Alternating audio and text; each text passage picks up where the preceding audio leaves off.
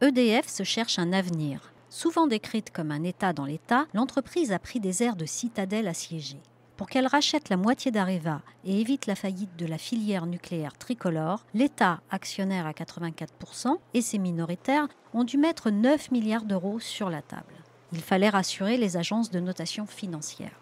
Le cours de bourse est effectivement remonté et EDF, chassé du CAC 40 il y a 3 ans, se met à espérer une réintégration. La confiance des salariés dans l'avenir de leur entreprise s'est-elle effondrée.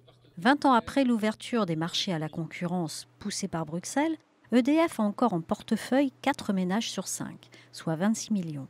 Tout marché confondu, EDF tient encore autour de 85% de la production d'électricité en France. Mais 100 000 clients partent désormais chaque mois vers la concurrence. Un rythme que les ambitions de Total et l'arrivée de Leclerc dans l'électricité risquent de ne pas démentir.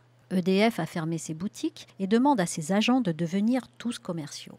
Mais il rechigne à bouger sur l'essentiel, les prix et la relation client.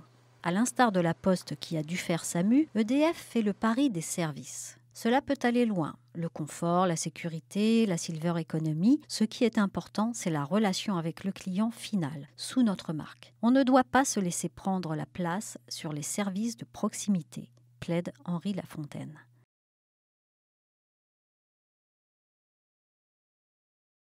Six ans après la promesse de François Hollande, reprise par Emmanuel Macron de réduire de 75 à 50% la part du nucléaire, EDF promet de se diversifier. Jean-Bernard Lévy a donc pris sa part et promis de construire en France 30 gigawatts de solaire à l'horizon 2030, soit 100 fois plus que ce qu'il produit aujourd'hui. Le problème d'EDF est désormais qu'il veut tout faire. De l'ancien nucléaire, le grand carénage, du nouveau nucléaire, Hinkley Point, du renouvelable, du réseau, Linky, du service. Les investissements s'accumulent sans toujours générer de cash. En Inde, où EDF veut vendre 6 EPR, il a d'ailleurs renoncé à son rôle historique d'architecte ensemblier. Il propose de vendre seulement son ingénierie et les équipements de l'ex-Areva redevenu Framatome.